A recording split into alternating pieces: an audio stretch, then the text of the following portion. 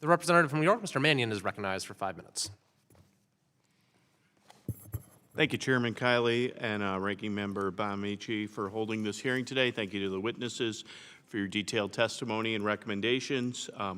AI holds potential in the classroom and outside of the classroom, and it can improve, I believe, K-12 education and be an important tool for teachers that utilize it, particularly as it relates to students entering the workforce.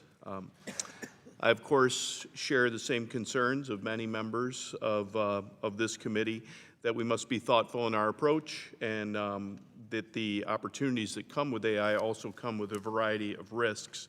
As we further integrate AI into the classroom,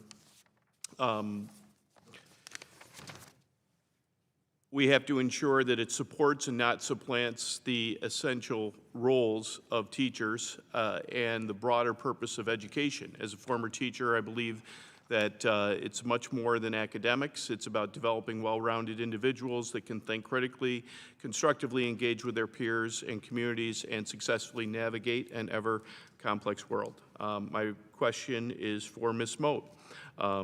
Your testimony mentions a common concern about AI that, if not used properly, may negatively impact students' social, emotional development. Could you elaborate on that, please? Absolutely. So I think all the witnesses have talked about the skills that employers are going to demand in an AI-empowered world. Critical thinking, working in multifunctional teams, thinking about how to do creative problem solving. That happens when you work alongside and with humans. So I'm just going to ask you about the future that we might want.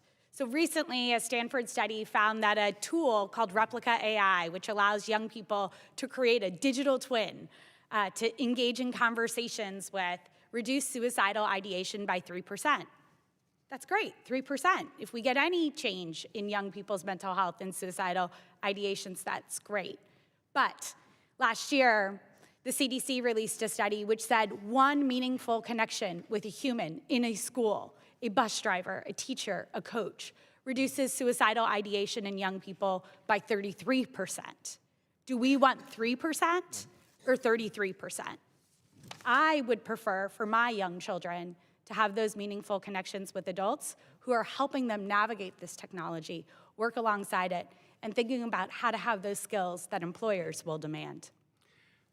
Thank you for that. My follow-up question was actually going to be about the identification of suicidal warning signs. So I think I'm going to leave your testimony right there and yield back to the chair.